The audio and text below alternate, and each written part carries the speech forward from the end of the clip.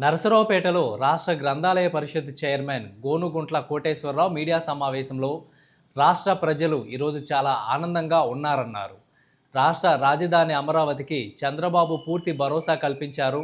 ఒక పక్క భారత పార్లమెంటులో అమరావతి బిల్లు పాస్ అయినా సరే రాజధానిపై మాజీ సీఎం జగన్ విషం కక్కుతున్నారని అన్నారు.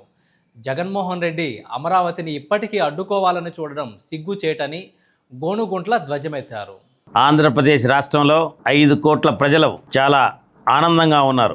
ఎందుకోసమంటే రాష్ట్రం విభజించబడిన తర్వాత రాజధాని లేని రాష్ట్రంగా ఉన్నప్పుడు నాటి ముఖ్యమంత్రి చంద్రబాబు నాయుడు గారు రైతుల దగ్గరకు వచ్చి రాజధాని నిర్మిద్దాం అని అడిగినప్పుడు తాత ముత్తాతలు సంపాదించిన ఆస్తుల్ని భావి తరాల కోసం రాజధాని నిర్మాణం కోసం 34,000 ఎకరాలు 29,000 మంది రైతులు భూములు ఇచ్చిన తర్వాత అమరావతిని ప్రధానమంత్రి నరేంద్ర మోడీ గారి సువర్ణ హస్తాలతోటి ప్రారంభించిన దాన్ని మధ్యలో వచ్చినటువంటి వైసీపీ ప్రభుత్వం ఒక్కసారి అవకాశం అని చెప్పి అధికారంలోకి వచ్చిన తర్వాత రాష్ట్రాన్ని ఏ విధంగా అధోగతి పాలు చేశాడో ప్రజలందరూ కూడా చూశారు.